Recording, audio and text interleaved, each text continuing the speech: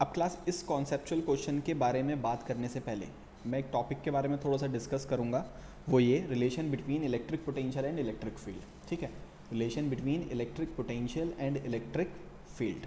ठीक है, अब क्लास मान लो हम लोगों को एक इलेक्ट्रिक फील्ड गिवन है। ठीक है, इलेक्ट्रिक फील्ड कितनी गिवन है हम लोगों को, ई, और हमने एक चार्ज का डिस्प्लेसमेंट कराया ए पॉइंट से बी पॉइंट। ए पॉइंट से किधर कराया डिस्प्लेसमेंट, बी पॉइंट। मान लो डिस्प्लेसमेंट कराया डी और इलेक्ट्रिक फील्ड कितनी है, ई। तो क्लास ये डिस्प्लेसमेंट की डायरेक्शन हो गई ए टू बी। ठीक है, एक चार्ज का डिस्प्लेसमेंट कराया from A to B and this is direction of electric field. अब क्लास इन दोनों के बीच में डिस्प्लेसमेंट और इलेक्ट्रिक फील्ड के बीच का एंगल है थीटा।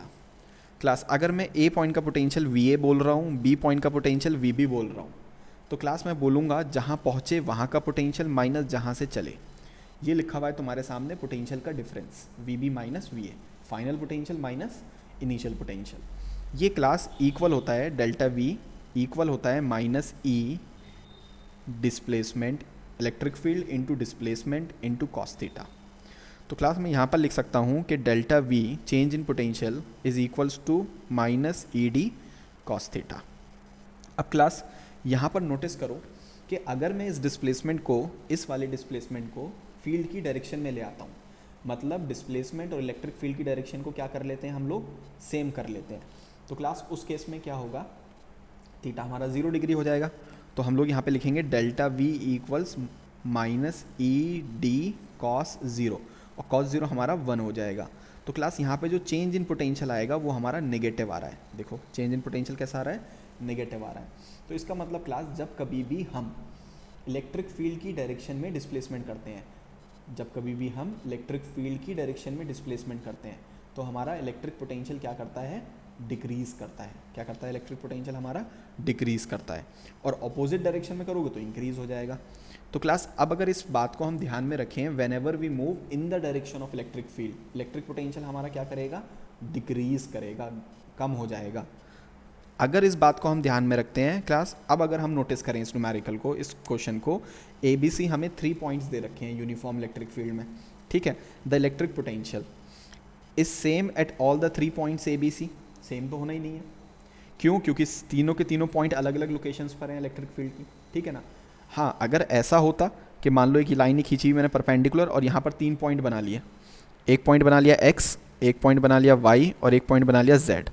अब ये तीनों के तीनों सेम लाइन पे लाई कर रहे हैं और ये लाइन इलेक्ट्रिक फील्ड के कैसे है, परपेंडिकुलर है। कैसी है, परपेंडिकुलर है। मतलब यहाँ पर थीटा कितना होगा इसके लिए, अगर इस लाइन पे मैं डिस्प्लेसमेंट करता हूँ 90 डिग्री होगा। तो डेल्टा वी बराबर होता है हमारे पास माइनस ई डी कॉस 90, और कॉस 90 तो अपना 0 होता है। तो डेल्टा वी कितना आ जाएगा, 0। डेल्टा वी 0 आने का मतलब वी कांस्टेंट। तो ये एक ऐसी लाइन तैयार हो गई, ये एक ऐसी लाइन बन गई जहाँ पर पोटेंशियल कांस्टेंट रहेगा। तो मतलब यहाँ पर मैं बोल सकता हूँ कि x का पोटेंशियल y के बराबर होगा और वो किसके बराबर होगा, z के बराबर होगा। ठीक है, अब ये तो सेम लाइन पे लाई नहीं कर रहा है परपेंडिकुलर लाइन पर, ये तो अलग अलग लोकेशंस पर है। तो हम बोल सकते हैं तीनों का पोटेंशियल सेम नहीं होगा।